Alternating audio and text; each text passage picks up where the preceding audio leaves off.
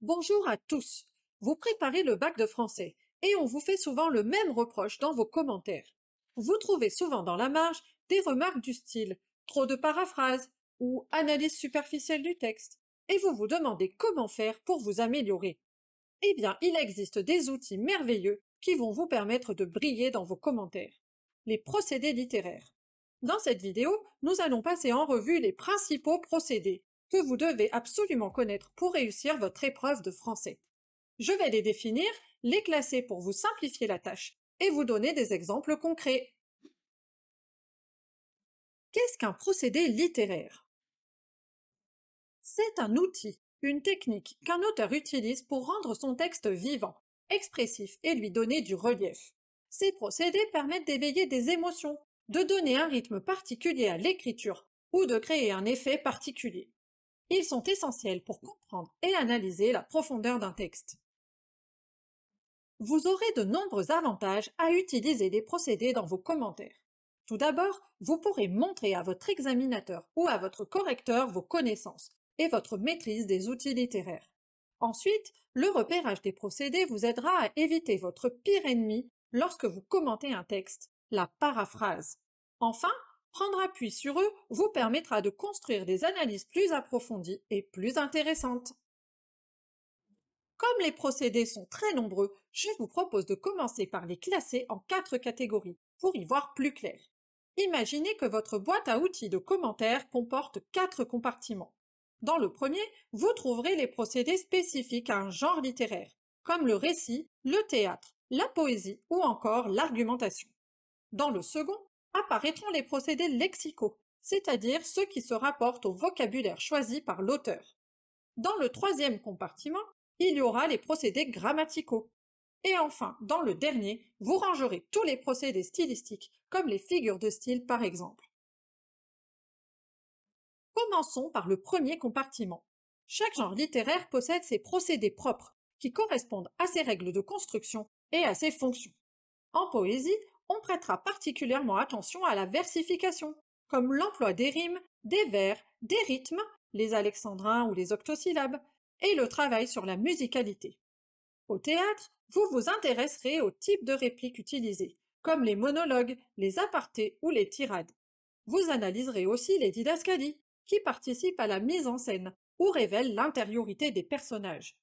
Le roman utilisera davantage les points de vue, internes, externes ou omniscients, les ellipses narratives, l'organisation du récit à travers des retours en arrière ou des anticipations, et le statut du narrateur. Dans la littérature d'idées, enfin, on retrouvera toutes les stratégies argumentatives, comme les questions rhétoriques, l'emploi des connecteurs logiques pour créer des raisonnements, et la structure argumentative en 3 temps, thèse, argument et exemple. Pour plus de clarté, je vous propose d'étudier un court extrait de Madame Bovary de Flaubert et d'analyser les procédés présents, car relever des procédés est inutile si vous ne les analysez pas. Voici l'extrait en question. Elle regardait tout autour d'elle avec stupéfaction, comme si elle était entrée pour la première fois dans cette maison. La pièce était nue, les murs humides, le plafond bas. Des bruits de pas résonnaient dans le corridor. Des voix lointaines passaient comme un murmure d'une chambre à l'autre. Elle se demandait si la pluie ne percerait pas le plafond, et combien de temps il resterait à vivre jusqu'à ce que tout s'effondrât. Le vent faisait claquer les fenêtres, et l'ombre des arbres dansait sur les murs. Comme il s'agit d'un roman, les procédés employés vont être spécifiques à ce genre. Dans cet extrait, il est intéressant de remarquer que le point de vue est interne. Tout ce qui est décrit est ce qu'est ma voix, entend ou imagine. Le verbe regarder nous indique que l'on entre dans l'intériorité du personnage. Le lecteur est invité à partager les pensées intimes d'Emma, ses inquiétudes et son désespoir.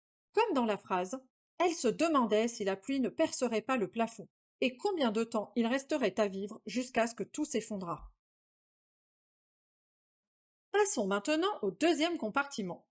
Les procédés lexicaux concernent le choix des mots dans un texte.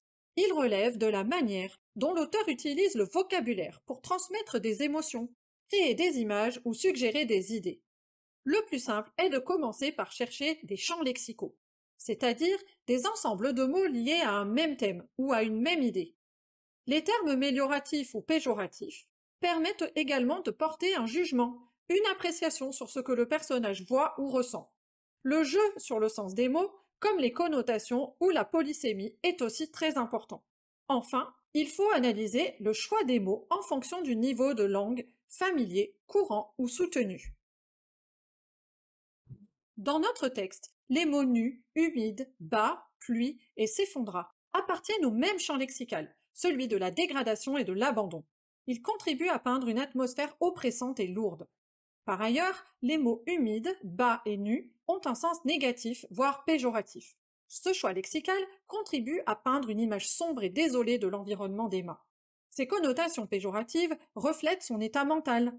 Tout ce qui l'entoure semble terne et déprimant. Les procédés grammaticaux s'intéressent quant à eux à la structure des phrases et à l'usage des temps, des modes verbaux, des pronoms ou des types de phrases, comme l'interrogation ou l'exclamation. Ils permettent de moduler le discours, d'orienter la narration ou de souligner un aspect du texte. Dans notre extrait, l'imparfait est un temps utilisé pour décrire le décor. Flaubert l'utilise ici pour dresser le tableau de l'environnement dans lequel se trouve Emma. Elle regardait tout autour d'elle avec stupéfaction. Le décor semble figé, prisonnier du temps, tout comme Emma est coincée dans sa propre existence monotone et sans issue. De plus, nous pouvons repérer une interrogation indirecte. L'expression « elle se demandait si » marque une interrogation indirecte qui contribue à renforcer le sentiment de doute et d'incertitude d'Emma face à son avenir. Ce procédé grammatical montre son questionnement intérieur et son désespoir croissant.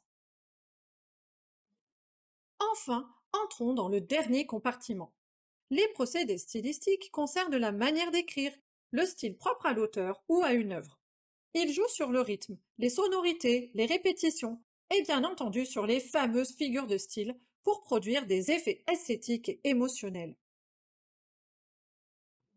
Analysons ensemble deux figures de style. Tout d'abord, l'ombre des arbres dansait sur les murs est une personnification. Les ombres, simples phénomènes lumineux, sont dotées de vie puisqu'elles dansent. Cela contribue à créer une atmosphère étrange et presque surnaturelle, reflétant l'état d'esprit troublé d'Emma et l'instabilité de son environnement. Par ailleurs, nous pouvons voir une comparaison. L'expression des voix lointaines passait comme un murmure, qui associe les bruits humains à un murmure diffus. Cela suggère un sentiment d'éloignement et d'isolement de la protagoniste. Et voilà, vous savez maintenant tout sur les procédés littéraires. Que vous travaillez sur un commentaire de texte ou que vous prépariez le bac de français, ces procédés sont vos meilleurs alliés pour mieux comprendre et interpréter les textes littéraires. Si cette vidéo vous a aidé, pensez à laisser un pouce bleu, à vous abonner pour ne rien manquer de mes prochaines vidéos, et à partager avec vos amis qui pourraient aussi en avoir besoin. Merci à tous et à très bientôt!